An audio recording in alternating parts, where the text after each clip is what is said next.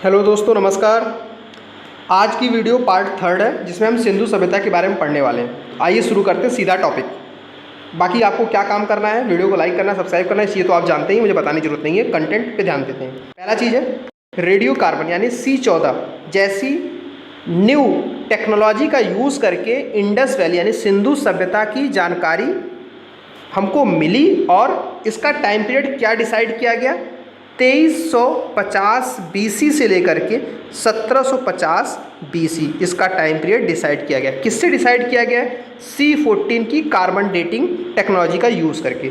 सिंधु घाटी सभ्यता का खोज का श्रेय किसे जाता है? राय बहादुर दयाराम साहनी को। ठीक है। उसके बाद सिंधु सभ्यता को प्रोटो हिस्टोरिक या फिर ब्रॉन्ज एज की सिविलाइजेशन कहा जाता है। ठीक है। इस सभ्यता के मुख्य निवासियों को द्रविड़ या भूमध्य सागरी मेडिटेरियन क्लास के लोग कहे जाते हैं। सिंधु सभ्यता के सर्वाधिक पश्चिमी पुरास्थल मतलब कि इंडस वैली वाला जो एरिया था, सिंधु जो हमारी सिविलाइजेशन है उसकी एक्सट्रीम की बातें कर रहे हैं।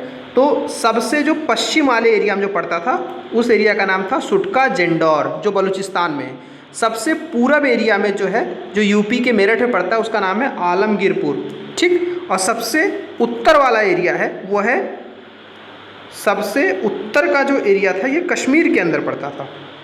ठीक है। जो मांडा। और सबसे साउथ वाला एरिया जो पड़ता है यहाँ महाराष्ट्र में पड़ता है, इसका नाम है दैमाबाद। ठीक है। यहाँ पे दिया हुआ है, आपको मैं नाम दिखा देता हूँ। ये दैमाबाद दिया है, यहाँ पे मांडा दिया है, उसका सुटका जेंडौर और आलमगीरपुर।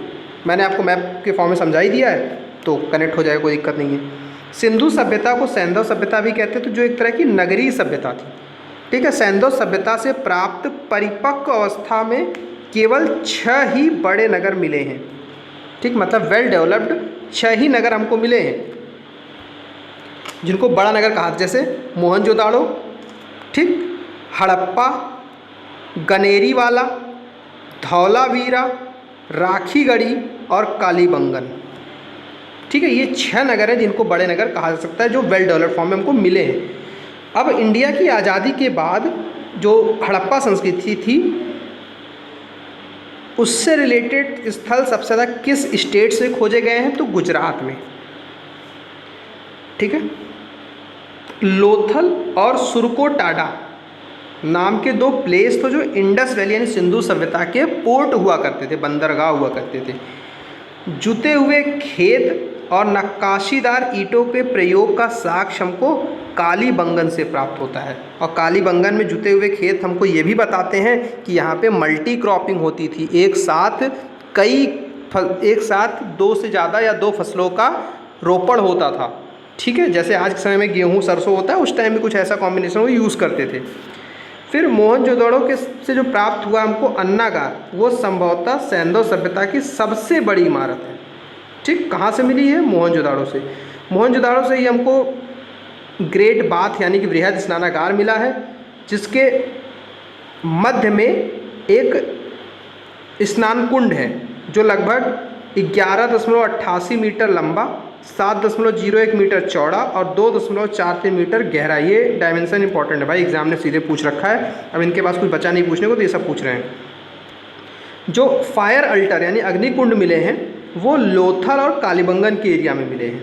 ठीक है। लोथल कहाँ है तो बताऊँ तो गुजरात वाले एरिया में लोथल आपका पड़ रहा है। कालीबंगन कहाँ है? राजस्थान वाले एरिया में कालीबंगन आपको मिल जाएगा।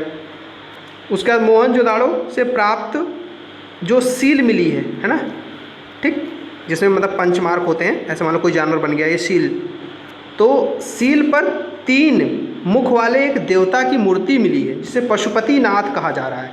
और इनके चारों ओर जो जानवर दिखाए गए हैं वो है टाइगर, उसके बाद आपका मिलता है वहाँ पे बुफेलो, उसके बाद एलिफेंट, उसके बाद राइनो और डियर। इसकी ट्रिक मैंने क्या बनाई थी, तब ER से, जैसे डॉक्टर होता है DR लिखता है, ठीक, इंजीनियर क्या लिखता है ER, तब इंजीनियर डरा, तो टाइगर, बुफेलो, एलिफेंट, राइनो और नीचे 2 हिरन भी मिलते हैं उसके पैरों के पास।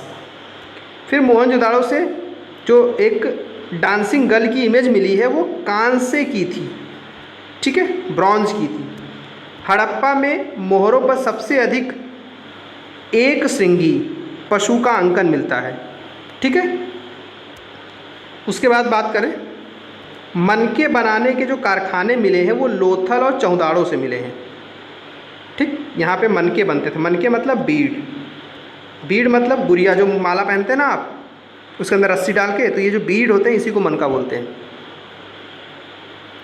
सिंधु सभ्यता की जो लिपि थी, सिंधु सभ्यता की लिपि की बात करूं तो उसको चित्रात्मक कहा जाता है, ठीक है। सिंधु सभ्यता की लिपि चित्रात्मक थी, इसे भाव चित्रात्मक लिपि भी कहा जाता है।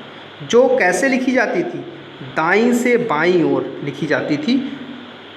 जब अभिलेख एक से अधिक पंक्तियाँ होती थीं तो इसको दूसरी बाईं से दाईं लिखी जाती थी, मतलब ऐसे फिर ऐसे फिर ऐसे, मतलब मिक्स लिखा आता था, और इसी को बोला जाता है बॉस्ट्रोफिडॉन इंग्लिश में, ठीक है, बॉस्ट्रोफिडॉन स्टाइल। इसमें क्या होता है, लेफ़्ट टू राइट, जब यहीं से नीचे शुरू कर देते हैं ऐसे ऐसे ऐसे लिखा जाता है, ठीक है, ये ध्यान रखिएगा।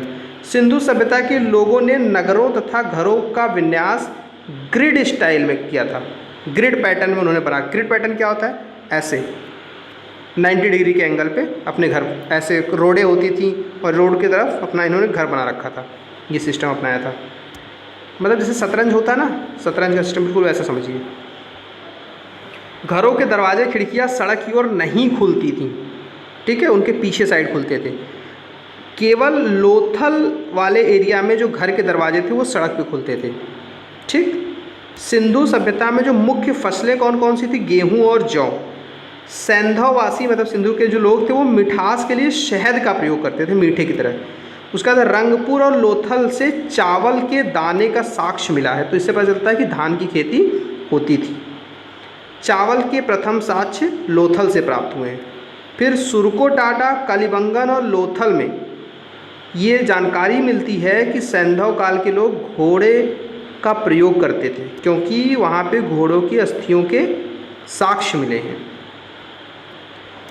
अब उनके वेट की बात करें, कैसे तौल करते थे, अगर क्योंकि ट्रेड बहुत ज़्यादा करते थे तो नापते किसते थे चीज़ों को, तो तौलने की उनकी इकाई 16 के मल्टीपल में थी। जैसे हम आज 1 किलो 2 किलो कहते हैं, वैसे वो उनका यूनिट 16 चलता था, 16, 32, है ना, 64 ऐसे करके 48, इसी में 16 की पहाड़ा पड़ी हो उसी में चलते थे।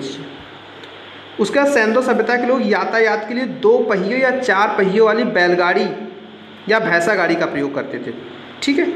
यहाँ पे एक टेबल दी हुई है, मैं आपको बता देता हूँ कि विदेशी ये सब व्यापार के लिए बहुत फेमस थे, तो चीज़ें कहाँ से लाते थे।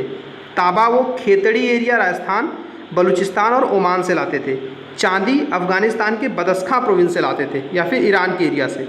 सोना कहाँ से लाते थे, कर्नाटक, KGF अफ़गानिस्तान और ईरान से आता था। टिन आता था इनका अफ़गानिस्तान से। गोमेद सौराष्ट्र से ला रहे थे। लाजवर्द मेसोपोटामिया और सीसा ईरान से ला रहे थे, ठीक है। ये चीज़ें आप जरूर याद रखिएगा, मैचिंग आता है इससे। आगे बढ़ते हैं। मेसोपोटामिया से जो अभिलेख प्राप्त हुए हैं वहाँ पे मेलुहा वर्ड एक बार बार आया है। इस मेलुहा वर्ड का मतलब है सिंधु सभ्यता, ठीक है। संधव जो संभवतः हड़प्पा संस्कृति का जो शासक वर्ड था, है ना, वो वणिक हुआ करता था, मतलब व्यापारी हाथों में रहा होगा, बिजनेस क्लास के। फिर पिग्गट नाम के एक हिस्टोरियन हैं, उन्होंने हड़प्पा और मोहनजोदाड़ो को एक विस्तृत साम्राज्य की जुड़वा राजधानी बताया है, ठीक है, मतलब वेल डेवलप्ड सिटी के फॉर्म में बताया है। ये नाम पिग्गट महोदय का नाम याद रखिए, क्वेश्चन पूछ लेता है कि किसने इसको जुड़वा राजधानी बताया है, तो पिग्गट महोदय ने, ठीक है। सिंधु सभ्यता के लोग उर्वरता की देवी मतलब कि गॉडेस ऑफ फर्टिलिटी की पूजा करते थे। धरती को गॉडेस ऑफ फर्टिलिटी मान के उसकी पूजा करते थे। उसके बाद ट्री वर्शिप, वृक्ष पूजा, एंड फैलुस वर्शिप या फिर शिव पूजा के नाम से यहाँ पे साक्ष्य मिलते हैं।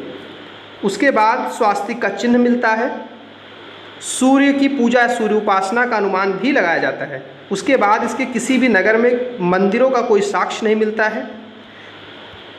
सिंधु सभ्यता में मातृ देवी की उपासना सबसे ज़्यादा प्रचलित थी। पशुओं में कुबड़ वाला सांड इस सभ्यता के लोगों को विशेष पूजनीय था।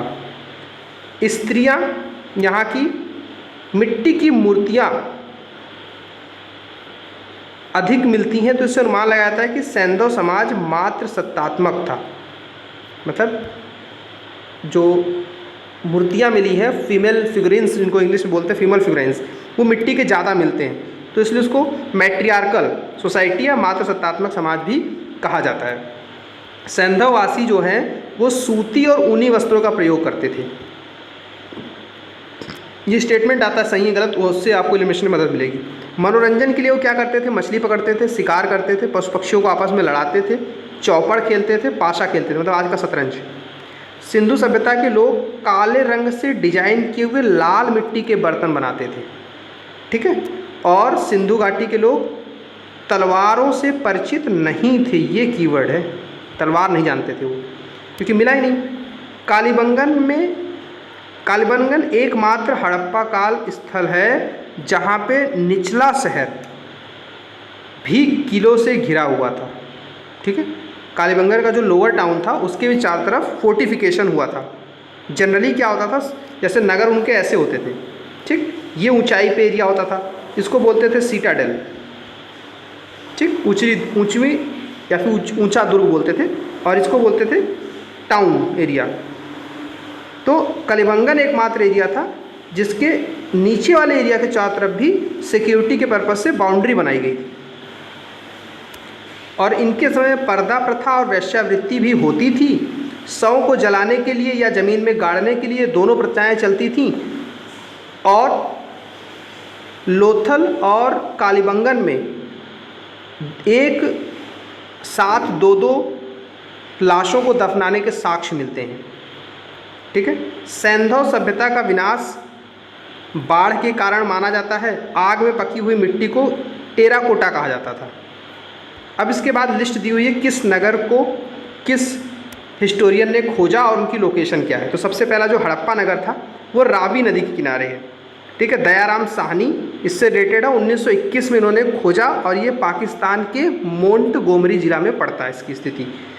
मोहनजोदाड़ो की बात करें तो सिंधु नदी के किनारे है, राखाल दास बनर्जी ने खोजा इसको, और ये पाकिस्तान वाले सिंध प्रांत के लरकाना जिले में पड़ता है।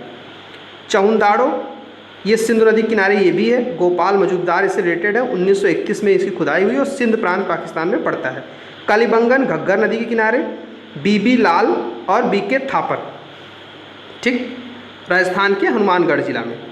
उसके बाद कोट दीजी फजल अहमद ये सिंधु नदी के किनारे है, 1953 और सिंध प्रांत में मिलता है। ऐसे ही रंगपुर मादर नदी किनारे, रंगनाथ राव गुजरात के काठियावाड़ जिला में। रोपड़ एरिया जो पड़ता है आपका सतलज नदी किनारे, जिसको यज्ञदत्त शर्मा ने खोजा था, पंजाब के रोपड़ जिला में। लोथल आपका भोगवा नदी किनारे है, इंपॉर्टेंट है लोथल, याद रखिएगा।